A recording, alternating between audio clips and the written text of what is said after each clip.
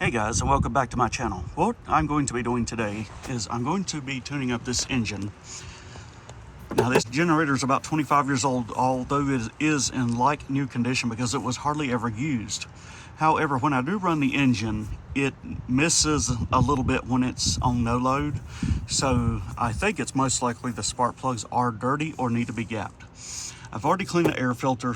It's pretty self-explanatory. It's just like an old car V8 air filter from the 1980s and earlier. You just pop two clamps, one here, pull it off. You can either clean it or replace it, but it's one of the donut-shaped double pleated air filters. This is a commercial grade Briggs and Stratton Vanguard, as you can see. So let's get to it. And I do apologize if there's any wind noise. It's very windy where I live today. Okay guys, so the first thing I'm going to be doing is disconnecting the spark plug boot.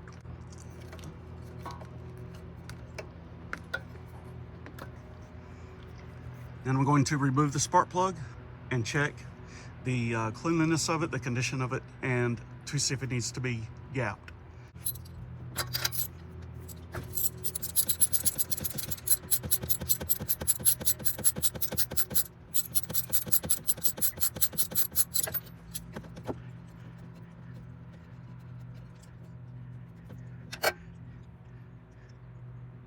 Okay, the spark plug looks pretty good. It can stand to be cleaned just a little bit, but it's not bad at all. It doesn't look like it's been used much. I don't even think it was used enough to change the oil once, because I did drain the original oil out and the oil plugs for the drain had never been pulled off. Let me go get my spark plug gapper and I will check the gap on this spark plug. Okay guys, again, before I gap this spark plug, which I believe it's probably pretty close to where it needs to be, I'm going to clean it. It is a little carboned up, and that's because when I had the air cleaner off recently, I was running the engine on half choke, because when you have the air cleaner off for these fixed carburetors, you've got to give them a little bit more juice to run smoothly. This is what I'll be using to clean it. Brake parts cleaner is just what I bought recently for another job with brakes, but this will work on spark plugs as well.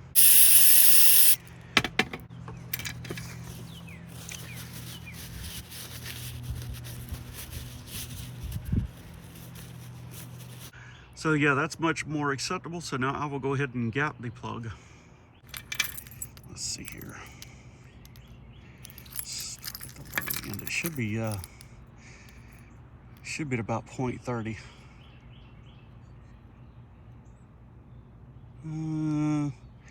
I believe that's right on target. That's right about where it's supposed to be. Okay, so what I'm going to do now, I'm going to leave the spark plug out because this is a V-twin engine. It has a firing cylinder here and a firing cylinder on the other side. And I am going to adjust the valves. So I'm gonna go ahead and pull the other spark plug and check it as well. I'm gonna go ahead and pull the spark plug boot out. These things are in here good, that's for sure. They've probably never been pulled off. And you don't want any compression on the engine when you're doing your valve adjustments because it makes the engine harder to turn over. Yeah, spark plugs should never be that tight. I assume it's from 25 years of being in there.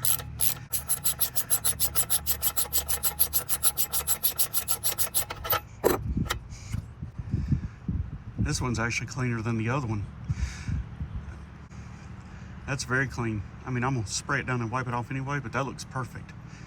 And that's exactly what it should look like. But I believe it's gapped perfectly as well. So let me get that done and then we'll start adjusting the valves.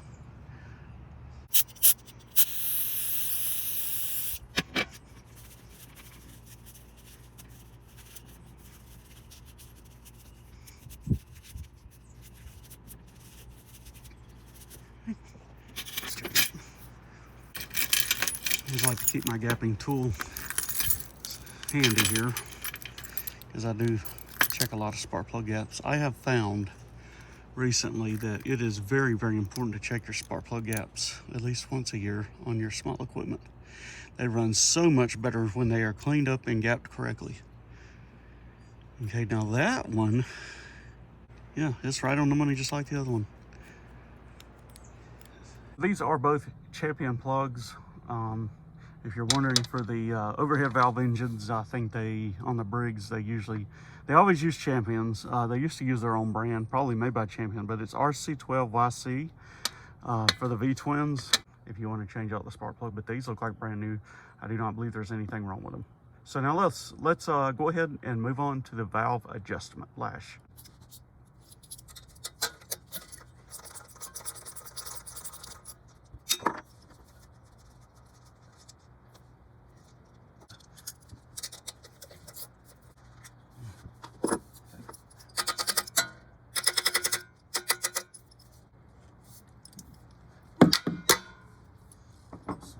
Heavier here.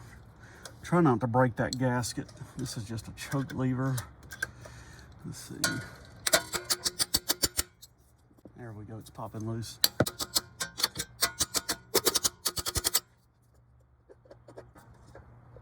It's still being held on there by something.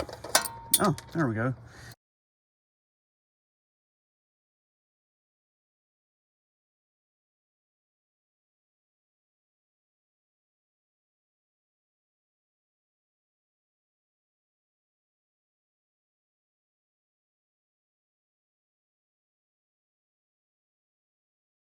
Okay, so I just want to show everybody, if you do it just like I did, before you pull the cover off, tap on it with a light, something like a ratchet or a wrench.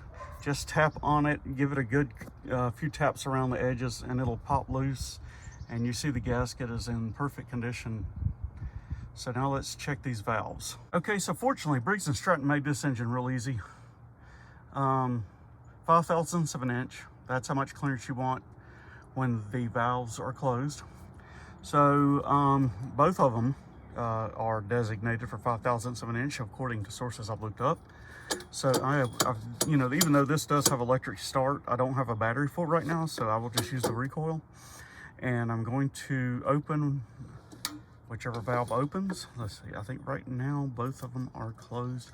And yeah, both of them are actually closed. So let's, okay, there's the open one on this. So just slip this right in here. That's very tight. That is very tight. Which is not necessarily a bad thing, but that's too tight. You want it to be able to slide in there, but it's just a little bit too snug. I mean, I can barely, and that's 5/1000ths of an inch, so we're gonna have to adjust that. That could be what's causing a little bit of a misfire. If the valves aren't closing completely, you're not going to get the compression. You're going to get a little bit of a misfire. So give me just a second to find the Torx. I got to find the Torx bit for this guy, because this is your all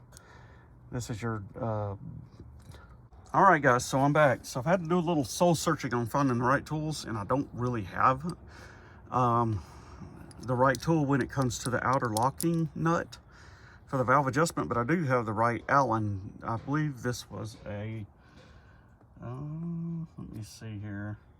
Yep. No, I'm sorry, 3/16. Okay, I don't have my glasses on, so I'm just gonna finagle it here and see if I can get it to work.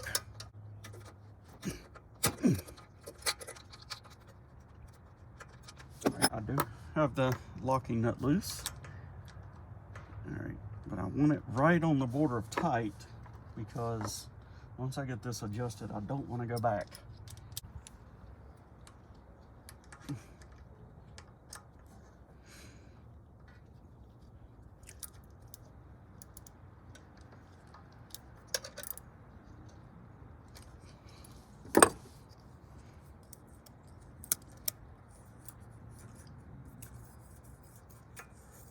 Okay, that seems pretty good right there. All right, so now I'm gonna go ahead and rotate the engine until I get to the other side.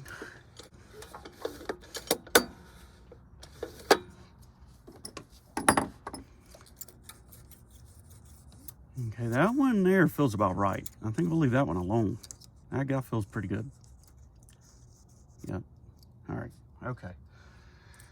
All right, so I'll go ahead and get the cover back on these, and we'll go to the other side. Okay, so getting the top put back on, put these washers on. Okay.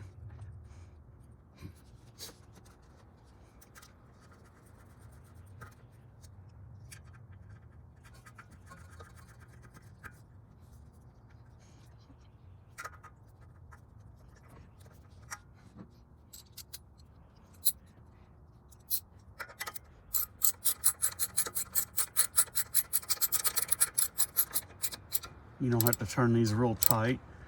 You just want them tight enough so that the gasket makes a good seal. Just, you know, a little snug. You don't want to mash the gasket too hard.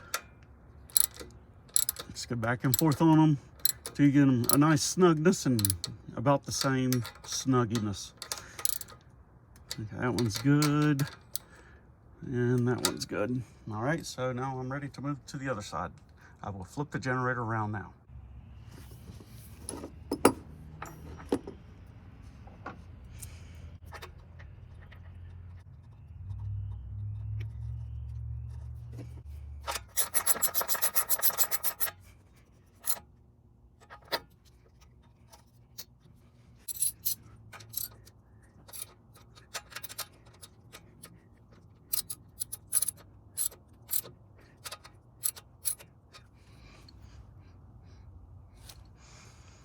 Okay guys, I'm gonna put some gas in this thing. Okay guys, the moment of truth. Let's see how this baby runs. Let me get my gas in it first real quick and we'll get her going. Here.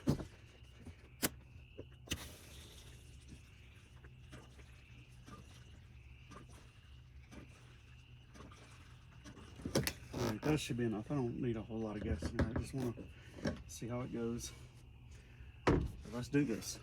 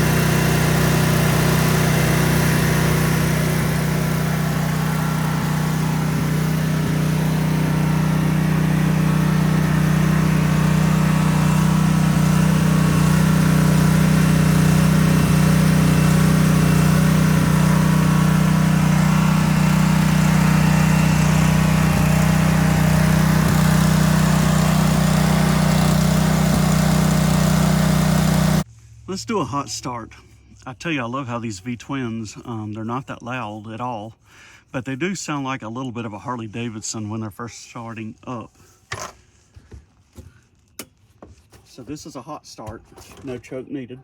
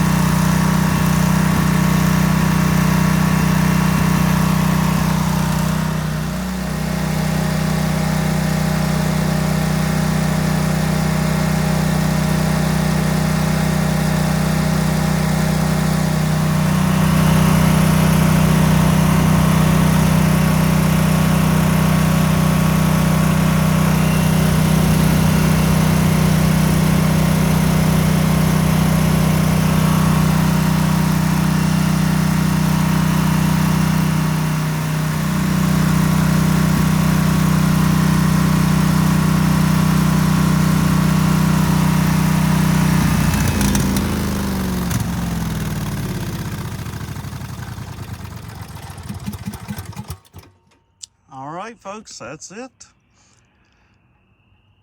And now I'll let you go on out and enjoy the rest of your night. Thank you so much for watching. God bless you.